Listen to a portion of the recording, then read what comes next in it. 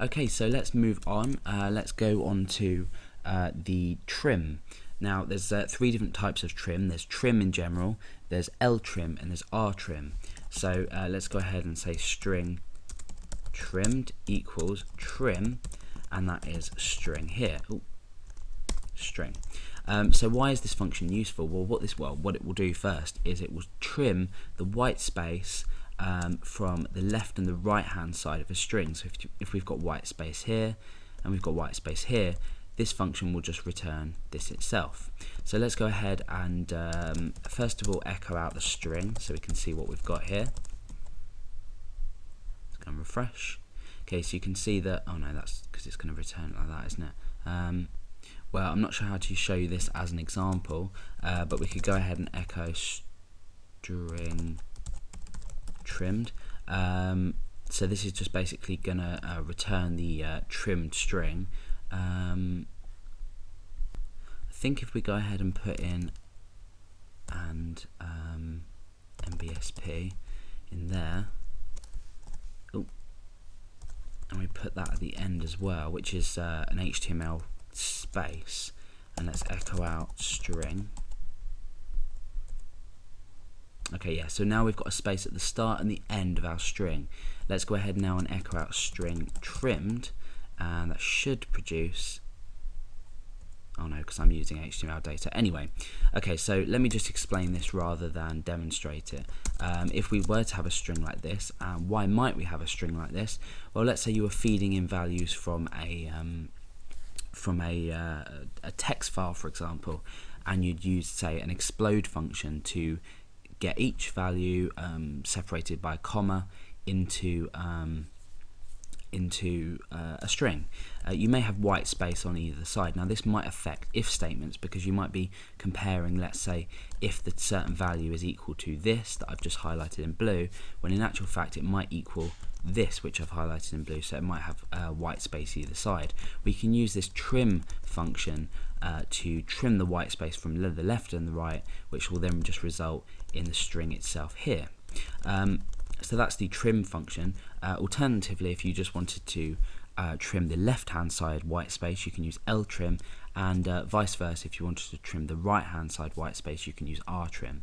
So that is the R trim function, and the left and the standard trim, of course. Okay, so the last we're going to talk about is mainly for security purposes. Let's go ahead and say string is equal to this is a string. Maybe in here we could, yeah, well, we'll leave it as now. This is the add slashes function. So slashes equals add slashes, and we'll supply that with the string. So let's go ahead and echo out string slashes to see the result that we've got. Okay, nothing at the moment. Now let's go ahead and add in image source equals something. So image.jpg, for example. Now the first thing is when we test this, you'll see that it's added slashes before this and this double quotation mark. No, it hasn't. So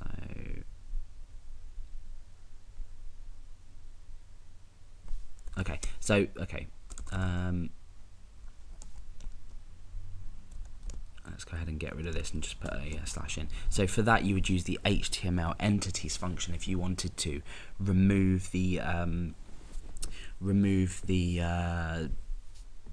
you know, the HTML code as a whole. So let's go back to that actually, and we'll use the HTML entities function in here, and let's go ahead and refresh. Okay, sorry. I'm sure that has an underscore somewhere there. No. Okay. So what have I done wrong here? HTML entities.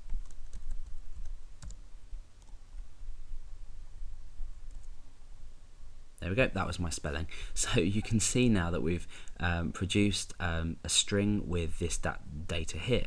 So what we've done is we've used the add slashes to add slashes just in here. Let's go ahead and remove this add slashes function. and you can see that that's just produced it on its own. So why is this HTML entity, why is this add slashes function useful? Well, it's useful so we don't pass anything that we don't want to. For example, with SQL injection, which I do have another video on, so go ahead and watch that if you haven't already. And if you've used databases before, that will be useful. But add slashes is basically going to add our slashes to escape different characters for security purposes. So now what we can do is go ahead and say echo strip slashes, and there we go. So let's go ahead and get rid of that there, and you can see that we've got rid of them. So we've added slashes here and we've stripped slashes here. Let's just get rid of that again so you can see the difference there. So why would you want to strip slashes?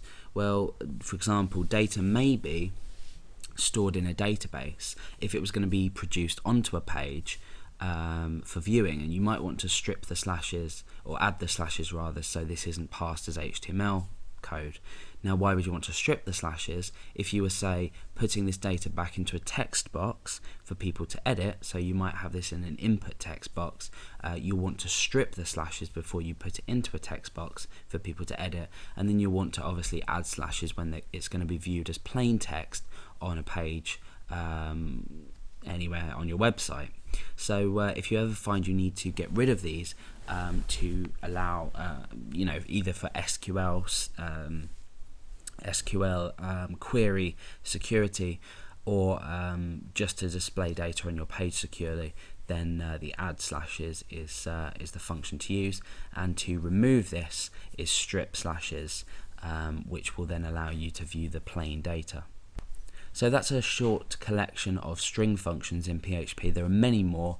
You can go to the PHP manual at php.net, have a look through the string functions, but these are the ones that I tend to use, apart from the string reverse. I tend to use on a regular basis when I'm coding. So yeah, they're the string functions in PHP.